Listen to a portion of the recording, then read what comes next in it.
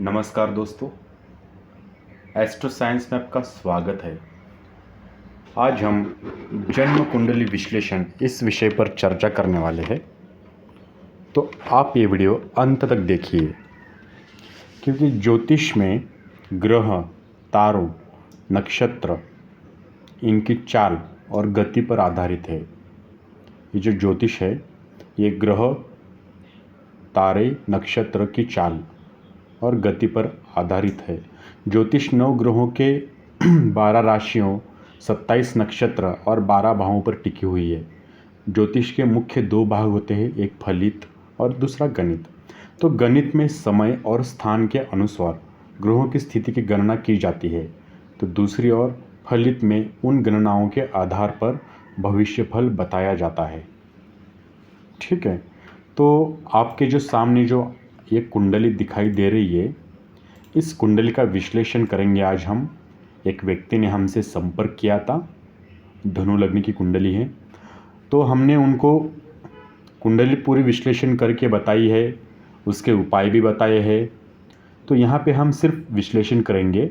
यदि आप अपनी कुंडली का विश्लेषण चाहते हैं और साथ में उसके उपाय चाहते हैं, तो जो व्हाट्सएप नंबर दिखाई दे रहा है आपको, जो स्क्रीन पर व्हाट्सएप नंबर दिखाई दे रहा है, उस नंबर पे आप संपर्क कीजिए।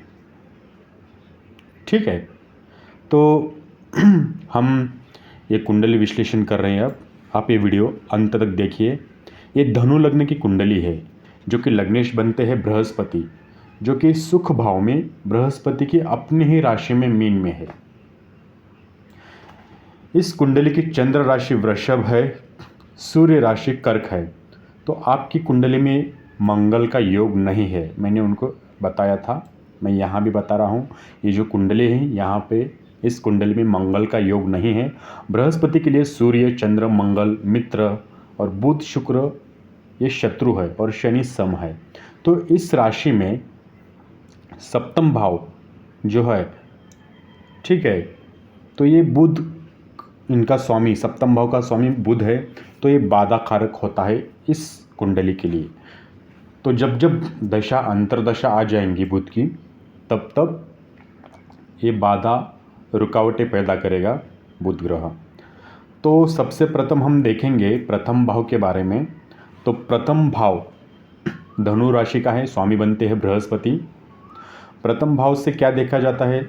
आपका स्वास्थ्य, आपका व्यक्तित्व, आपका शरीर रचना, रंग रूप, इन सब का विचार पहले भाव से देखा जाता है। इस भाव का कारक सूर्य है, तो प्रथम भाव बृहस्पति पहले भाव से चौथे भाव में, सुख भाव में अपने ही राशि में स्थित है, लेकिन इनके ऊपर दृष्टि पड़ रही शुक्र की, इसलिए इनका थोड़ा स्वास्थ्य कमजोर रह सकता है जीवन में। ठीक है, तो दूसरा भाव मकर राशि है, स्वामी बनते हैं शनि।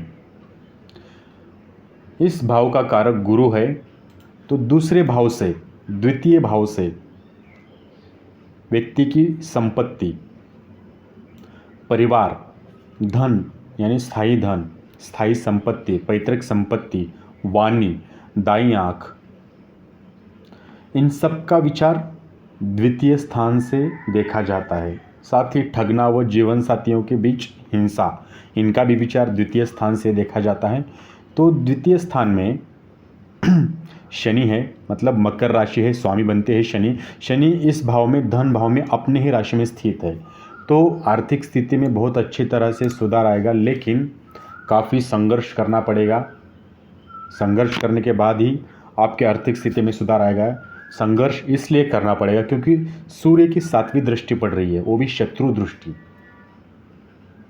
इसलिए संघर्ष करना पड़ेगा। और बुध की 7वीं दृष्टि सम पड़ रही है, तो खर्च भी आपके बहुत बढ़ेंगे। अब आगे देखते हैं, तीसरा भाव कुंभ राशि है, स्वामी बनते हैं शनि। इसे सहज भाव, छोटे भाई बहन, पराक्रम का, पड़ोसी का, मतलब आपका संबंध पड़ोसियों से कैसा रहेगा, ये भी इसी भाव से देखा जाता है। आपके रिश्तेदार, आपका दाया कान, लघु यात्राएं, इन सब का विचार तृतीय स्थान से देखा जाता है। ठीक है, तो इस भाव में शनि तीसरे भाव से 12वें भाव यानी धन भाव में अपनी ही राशि में स्थित है, इसलिए आपके जो भाई बहन हैं उनके करियर में वृद्धि होगी अच्छी तरह से। आपके पड़ोसी भी अच्छे रहेंगे, कोई समस्या नहीं आएंगी। ठीक है, तो आगे देखते हैं चौथा भाव जिसे चतुर्थ भाव कहते हैं। ये सुख भाव होता है। इस भाव से आपका माँ का सुख, आपका परिवार, आपका वाहन, आपकी भूमि, गुप्त प्रेम संबंध, छिपा हुआ खजाना आपका, इन सब का विचार इसी भाव से किया जाता है। तो विवाहित जीवन में ससुराल पक्ष और परिवार का हस्तक्षेप, आपके आभूषण, कपड़े, इन सब का विचार द्वितीय स्थान से ही किया जाता है। तो द्वितीय स्थान में मीन राशि है, स्वामी बनते हैं बृहस्पति। तो बृहस्पति इसी सुख भाव में यानी खुद के ही भाव में, खुद की ही राशि में स्थित है। तो ये इस भाव के लिए बहुत अच्छी बात है, क्योंकि घर में सुख शांति का वातावरण अच्छा बना रहेगा। ठीक है, अब आगे देखते हैं पांचवा भाव जो कि मेष राशि है, स्वामी बनते हैं मंगल। ये पंचम भाव जो है इसे संतान का भाव, बुद्धि का, अभिरुचि का, प्रेम संबंध, सत्ता, इन सब का विचार इसी भाव से किया जाता है। ठीक है, तो पंचम भाव जो है ना उसका कारक गुरु है। तो मंगल इसका स्वामी है, तो मंगल इसी संतान भाव में अपनी ही राशि में स्थित है।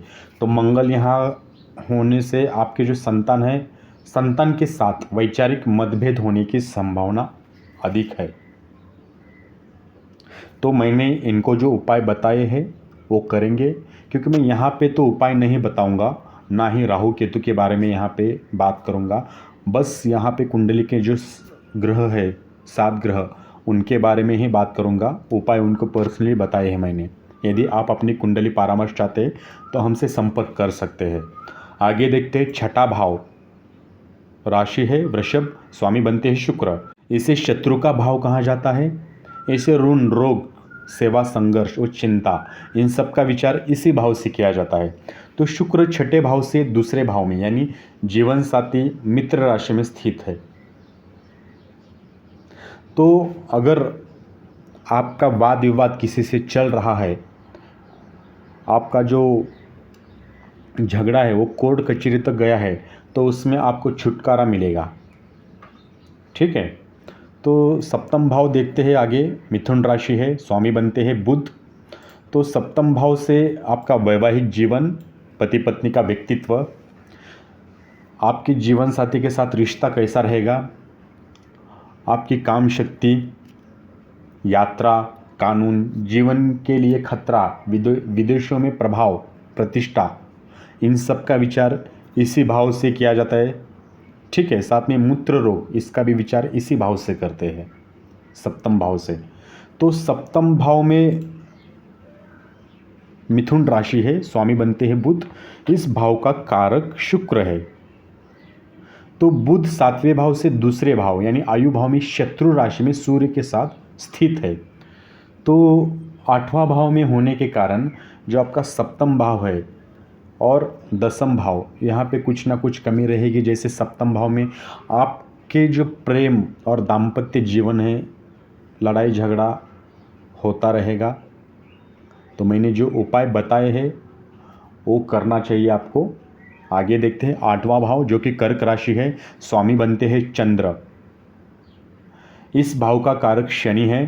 तो अष्टम भाव से आयु, मृत्यु, दुर्घटना, संकट, पैतृक संपत्ति, पेंशन, चोरी, डकैती, चिंता, रुकावट, युद्ध, शत्रु, विरासत में मिला हुआ धन, मानसिक वेदना, विवाहोत्तर जीवन, इन सब का विचार अष्टम से किया जाता है। ठीक है, तो चंद्र 8वें भाव से 11वें रोग, ऋण, शत्रु भाव में उच्च जगह होकर सम राशि में स्थित है। लेकिन वो चंद्र कहाँ पे है? छठे भाव में है। छठे भाव में होने के कारण जो 8वां भाव है यहाँ पे कुछ ना कुछ कमी रहेगी। जैसे कि मैंने उनको बताया था कि जो आपकी पैतृक संपत्ति है उसको लेकर वाद विवाद हो सकता है। तो वाद विवाद से बचने के लिए मैंने उनको उपाय बताए हैं, क्योंकि शनि की दृष्टि भी पड़ रही है यहाँ पे। लेकिन आपकी जो आयु पक्ष है, लंबी उम्र में आपकी जो उम्र है उसमें आयु में वृद्धि होगी आपकी, क्योंकि यहाँ पे बृहस्पति की मित्र दृष्टि पड़ रही है 5वीं इसलिए। तो आगे देखते हैं नवम भाव। भाव सिंह राशि का है, स्वामी बनते हैं सूर्य।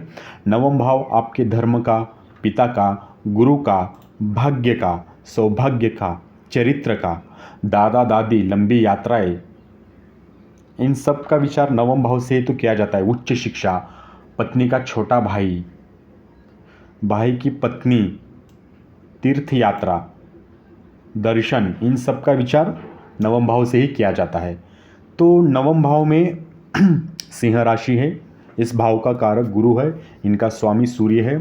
तो सूर्य 9वें भाव से 12वें भाव में, सूर्य नवम भाव से 12वें भाव में, आयु भाव में, मित्र राशि में बुध के साथ स्थित है। तो घर में किसी तरह का मांगलिक कार्य भी हो सकता है। ठीक है, तो आगे देखते हैं 10वां भाव कन्या राशि है, स्वामी बनते हैं बुध। इसे कर्म का, यश का, प्रतिष्ठा, इन सब का विचार इसी भाव से किया जाता है। आपका व्यापार, आजीविका, इनका भी विचार इसी भाव से ही किया जाता है। आपका मान सम्मान, अधिकारियों से संबंध, व्यापार में सफलता, नौकरी में तरक्की, सरकार से मान सम्मान मिलेगा या नहीं मिलेगा, आपकी कीर्ति, आपकी शक्ति, आपका नेतृत्व, आपका सत्ता, सम्मान, इन सब का विचार, आपके पिता, इन सब का विचार इसी भाव से करते हैं, दशम भाव से। तो दशम भाव बुध 10वें भाव से 11वें भाव यानी आयु भाव शत्रु राशि में सूर्य के साथ स्थित है। बुध है कहाँ पे? अष्टम में है। अष्टम में होने के कारण यहाँ पे जो है 10वें भाव में बहुत कुछ कमियाँ आएंगी। सबसे पहली बात, पिता के साथ संबंध आपके अच्छे नहीं रहेंगे और वैसा ही है उनके लाइफ में। तो मैंने उनको उपाय बताए हैं, थोड़ी बहुत सुधारना आ जाएगी, क्योंकि ऐसा नहीं होता कि पूरे उपाय किए हैं हमने तो सब कुछ ठीक ठाक हो जाएगा, ऐसा कभी नहीं होता है, थोड़ी बहुत सुधारना आ सकती है। ठीक है, तो आगे देखते हैं 11वां भाव तुला राशि का है, स्वामी बनते हैं शुक्र। इसे आपके लाभ भाव कहा जाता है। आपकी उन्नति, आपका विकास, आपकी आय, इन सब का विचार इसी भाव से करते हैं। आपका बाया कान, रोग मुक्ति, पुत्रवधु, इच्छाएं, कार्यों में सफलता, इसका भी विचार इसी भाव से करते हैं। आपका बड़ा भाई, इसका भी विचार इसी भाव से करते हैं, एकादश भाव कहते हैं। तो लाभ भाव में इसका कारक है गुरु। शुक्र 11वें भाव से 9वें यानी जीवन साथी भाव में मित्र राशि में स्थित है। तो धन लाभ के भी योग बने रहेंगे, आपकी आर्थिक स्थिति मजबूत होगी और आपको समाज में मान सम्मान बढ़ेगा। लेकिन लाभ में कमी हो सकती है क्योंकि मंगल की दृष्टि पड़ी है। तो मंगल के मैंने उपाय बताए उनको, वो करेंगे शायद। आगे देखते हैं 12वां भाव वृश्चिक राशि का है, स्वामी बनते हैं मंगल। इस भाव से आपका फिजूल खर्चा, हानि, दंड, कारावास, व्यय, दान, यौन संबंधों से जो रोग उत्पन्न होने वाले हैं उसका भी विचार इसी भाव से किया जाता है। तो काम, क्रीड़ा, कमजोरी, अय्याशी, भोग विलास, पत्नी की हानि, शादी में नुकसान, नौकरी छूटना, अपने लोगों से अलगाव, संबंध विच्छेद, लंबी यात्राएं, विदेश में व्यवस्थापन, इन सब का विचार इसी भाव से करते हैं, 12वें भाव से।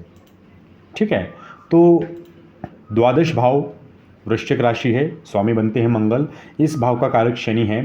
तो मंगल 12वें भाव से 6ठे भाव यानी संतान भाव में अपने ही राशि में स्थित है। तो आय के साथ साथ आपके खर्च में वृद्धि हो जाएगी, खर्च में वृद्धि होगी क्योंकि यहाँ पे सम दृष्टि पड़ रही है चंद्र की।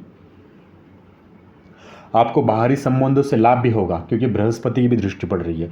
लेकिन मैंने क्या कहा था, खर्च में वृद्धि होगी, मतलब खर्च बढ़ेंगे। क्यों बढ़ेंगे? क्योंकि बाहरी संबंधों से लाभ होगा, खर्च पैसा आएगा आपके पास, लेकिन हाथ से कब निकल गया वो आपको पता भी नहीं चलेगा। तो आपको सोच समझकर आपके जो पैसे हैं उसको खर्चा करना पड़ेगा। ठीक है, तो ये था इस कुंडली का पूरा विश्लेषण।